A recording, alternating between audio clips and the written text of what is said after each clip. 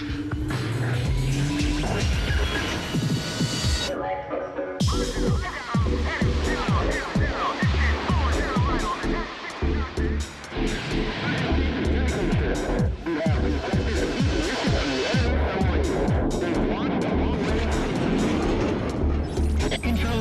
this is Hopeful. I'm finding a proof. EPA has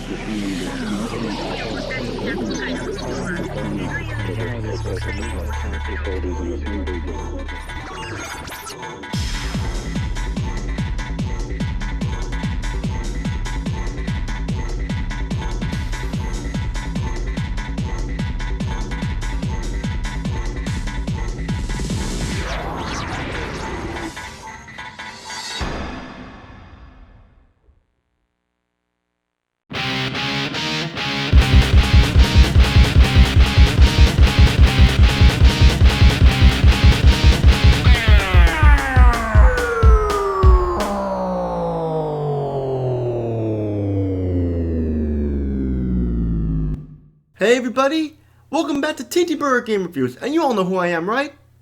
Okay, good, let's get started. Welcome to part 3 of my Ace Combat series review. In part 2, I took a look at Ace Combat 2 and gave it a 9.5 out of 10 due to many improvements over the gameplay and other things and such over its predecessor.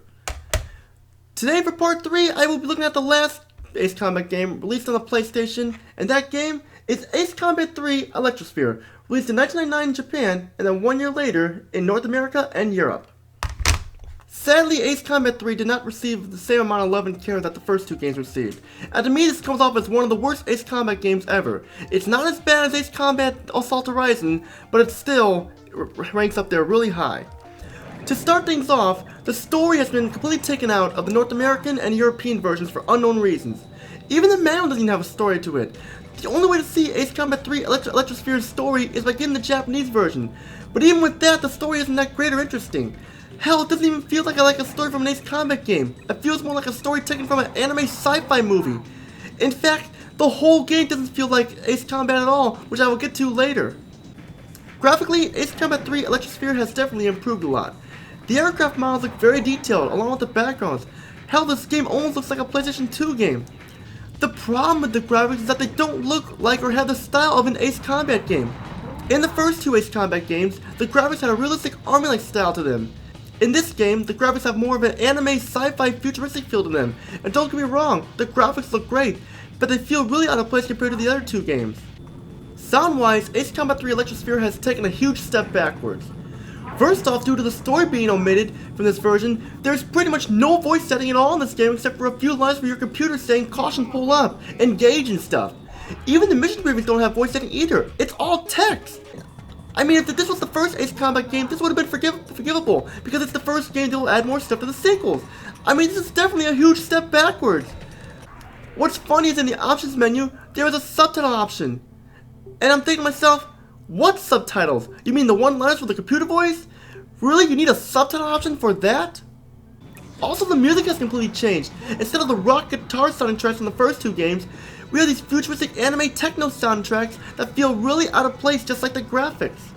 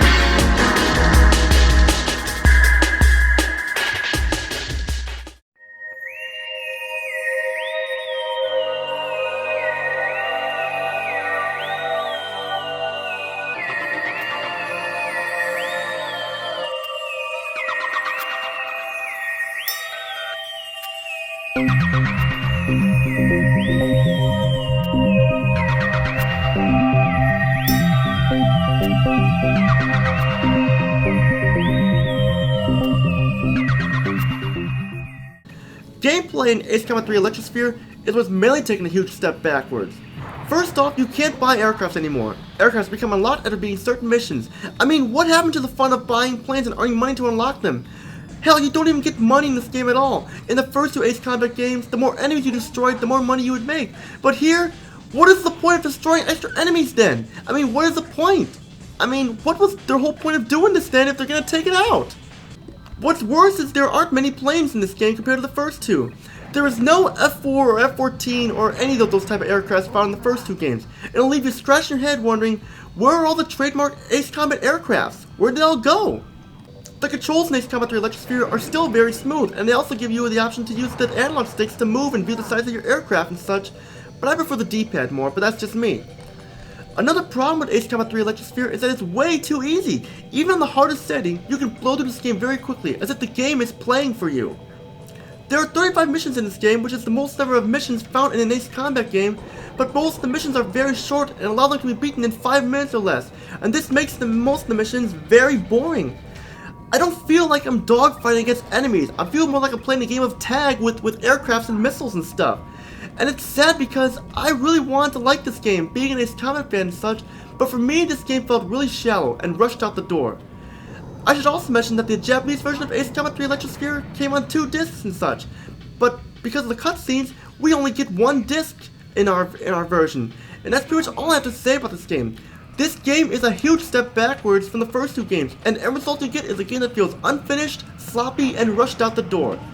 I mean, it's hard to consider it a true Ace Combat game because it doesn't feel like Ace Combat at all. It feels more like a side story or a what if Ace Combat scenario if it took place in space and such. But now, it's time for me to give my final rating on this game. Ace Combat 3 Electrosphere is a huge disappointment to the series. Sure, it may have great graphics and controls that work well and such like that, but they aren't enough to save the game. Sadly, I will only be giving this game a low rating of a 3 out of 10.